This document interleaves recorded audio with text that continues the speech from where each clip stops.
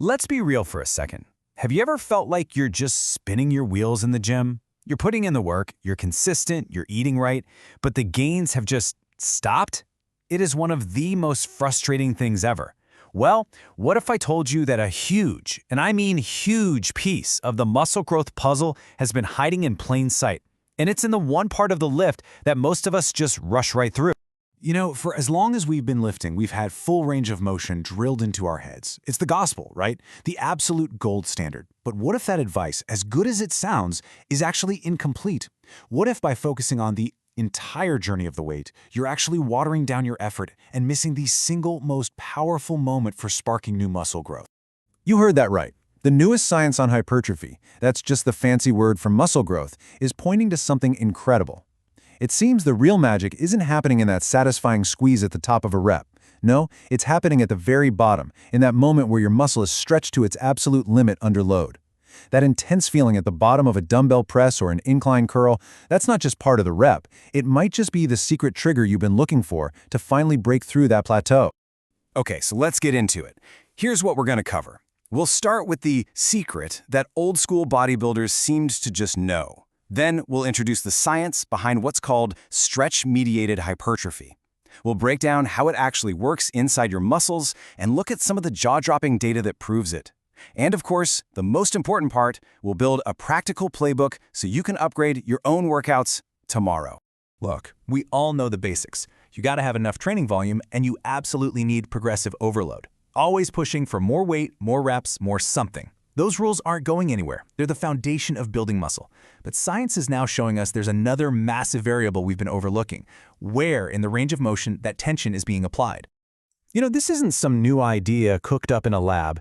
Just think about those classic bodybuilding exercises, the pec stretching dumbbell fly, the really deep sissy squat, the bicep lengthening incline curl.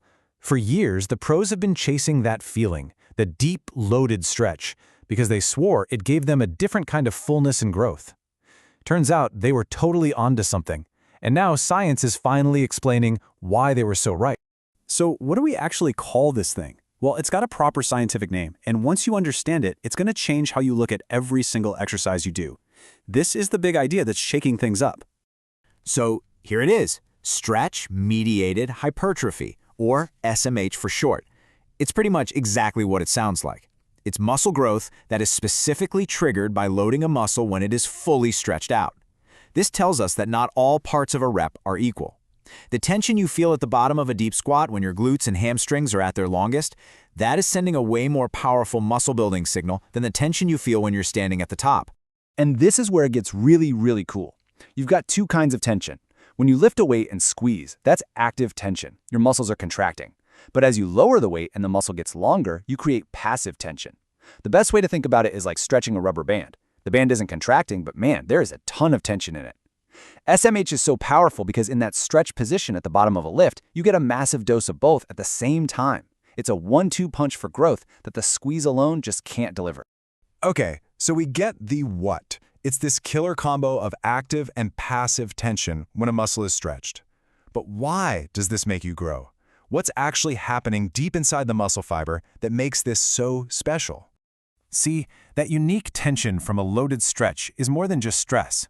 It's a direct signal to your muscle cells. It's like your muscle fibers are sending an urgent text message to headquarters that doesn't just say, hey, rebuild us a little stronger. It says, whoa, we are being stretched to our absolute limit here. We need to adapt by actually getting longer so this doesn't happen again. It happens in 3 simple steps. First, you get that muscle into a stretched position with a heavy load. Second, that tension flips on the master switch for muscle building, a pathway called mTRO. But step 3, this is the real game changer, sarcomerogenesis. The muscle literally starts adding new contractile units, called sarcomeres, end to end. Think of it like adding new links to a chain. This doesn't just make the muscle thicker, it makes the actual fibers longer. And a longer muscle has way more potential for future growth. You're not just building a bigger wall, you're expanding the entire foundation. Now, I know this all sounds amazing in theory. Who wouldn't want longer, bigger muscles? But this is not just theory anymore. The science that's been coming out over the last couple of years is absolutely mind-blowing, and it's putting up some serious numbers to prove it. This single quote from a massive 2023 meta-analysis, that's a study of a bunch of other studies, is a bombshell. It's saying that training just the bottom, stretched part of a lift can be better for muscle growth than doing the full rep. It totally flips that old advice on its head. It means the quality of the tension and where you put it matters more than how far the weight moves. That word superior is everything. Not just as good, better. And if you need a number to remember, this is it. One study on preacher curls had a result that is just insane. They had one group do only the bottom half of the curl, the part with the deep stretch, and another group do only the top half, the squeeze. The result? The group training the stretched part saw 3 times more bicep growth. Let that sink in. Not 30% more, 300%. That is a life-changing difference in your training. And the thing is, it's not just a bicep thing. This happens all over the body. This table shows just how critical your exercise choice is. For triceps, doing overhead extensions gives you 1.4 times more growth than pushdowns, because you're stretching the biggest part of the muscle. For hamstrings, the seated leg curl is the undisputed champ, because it stretches the muscle all the way from the hip. This data just makes it so obvious. If you're not picking exercises that maximize stretch, you are literally leaving gains on the table. All right, enough science. Let's get to the good stuff. How do we take all of this and actually use it in the gym to start building more muscle? This is where we turn all this knowledge into action. Let's start with an easy one, triceps. We all love the pump from a triceps pushdown, but it trains the muscle at a short length. To take advantage of SMH, your new best friend is the overhead extension. Getting your arm up over your head puts the biggest part of your tricep under a massive stretch it just can't get otherwise. And as we just saw, that means way more growth. Next up, hamstrings. The lying leg curl is fine, but because your hips are flat, you're not getting a real stretch. The upgrade is so simple. Just use the seated leg curl machine instead. Because you're sitting down, your hamstrings are already pre-stretched before you even start curling. That makes it a far, far better choice for building your hamstrings. And for biceps, instead of a regular old dumbbell curl, try moving to an incline bench. Just set it back a bit and let your arms hang down and slightly behind your body. That position puts a deep, loaded stretch on your bicep at the very bottom of every single rep. That's exactly where we want that growth signaling tension.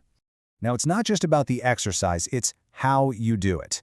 On every single rep, I want you to think about this checklist. 1. Feel the stretch. That's your number 1 priority. 2. Control the negative. Lower the weight slowly, take 2 or 3 seconds. 3. Pause for just a second at the very bottom to really own that tension. And 4, yeah, you could still come all the way to the top, but your focus, your effort should be on the bottom half. The top is just where you turn around to get back to the good stuff. Okay, so we've gone deep on this, from old school gym wisdom to brand new science. Let's boil it all down into a simple playbook that you can remember and start using right away. Here are your 4 new rules for building muscle. Number 1, exercise selection is king. Always pick the movement that creates the biggest stretch. Number 2, technique over ego, always. A good deep stretch with less weight is infinitely better than bouncing heavy weight. Number 3, just burn this into your brain. The bottom half of the lift is where the magic happens. And number 4, learn to love that feeling. That deep, intense tension isn't pain. It's the feeling of your body getting the signal to grow. So, I've got a question for you. After all this, what is the first exercise in your current program that you are going to upgrade to a better stretch-focused version? Are you swapping your tricep pushdowns? Your leg curls? Let me know down in the comments. I really want to hear what you're going to change first. Hey, if this explainer gave you a new weapon to use in your fight for more muscle, do me a favor and hit that like button. And of course, make sure you're subscribed so you don't miss out on the next time we break down the science of getting bigger and stronger. Thanks for watching, and I'll see you next time.